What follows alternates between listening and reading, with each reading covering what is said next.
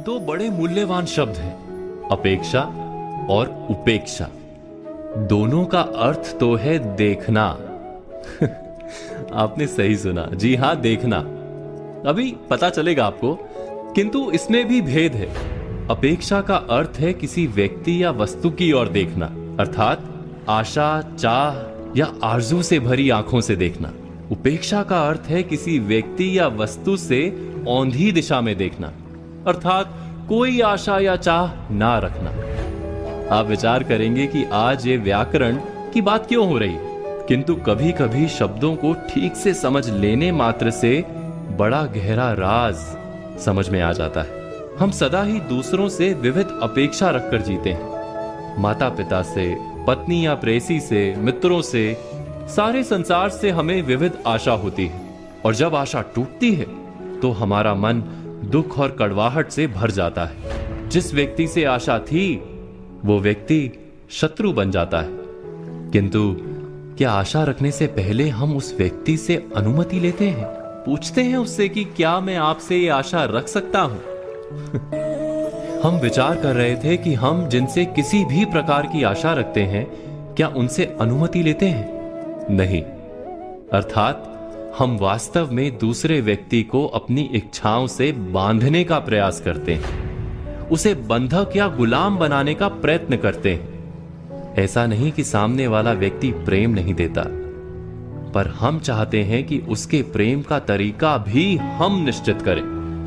फिर जब वो व्यक्ति स्वतंत्र हो जाता है, हमारी आशा पूर्ण नहीं होती, तो शत्रुता और बैर निर्मित हो जाता है।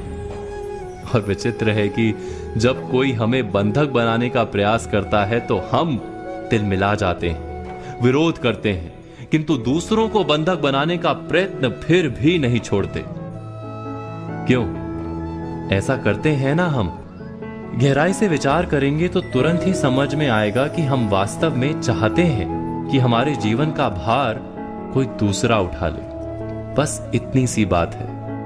हमारे अंतर में आत्मविश्वास की कमी और आलस की अधिकता, यही है हमारी अपेक्षाओं का मूल कारण।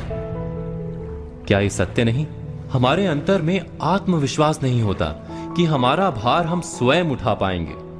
वो हमारी निर्बलता है, और हमारी निर्बलता के कारण ही हम दूसरों से अपेक्षा रखते हैं। अंत में अपने जीवन को कड़वाहट से भर देते हैं। लेकिन दोस्तों, इसका उपाय क्या है? जब हम स्वयं से अपेक्षा रखना आरंभ करते हैं तो आत्मविश्वास से भर जाते हैं और अपने मन बुद्धि से आलस या प्रमाद का नाश कर देते हैं। अर्थात दूसरों के बजाय स्वयं से अपेक्षा रखने के कई लाभ हैं। प्रथम, दूसरों का प्रेम, जो कभी हमारी अपेक्षा के तले छुपा हुआ था, वो स्पष्ट देखते हैं। दूसरों की स्वतंत्रता को हम मान्य कर लेते हैं, उनका प्रेम भी बढ़ता है। केवल स्वयं से अपेक्षा रखना, यही सुख प्राप्त करने का एकमात्र मार्ग है। इस पर चिंतन अवश्य कीजिएगा।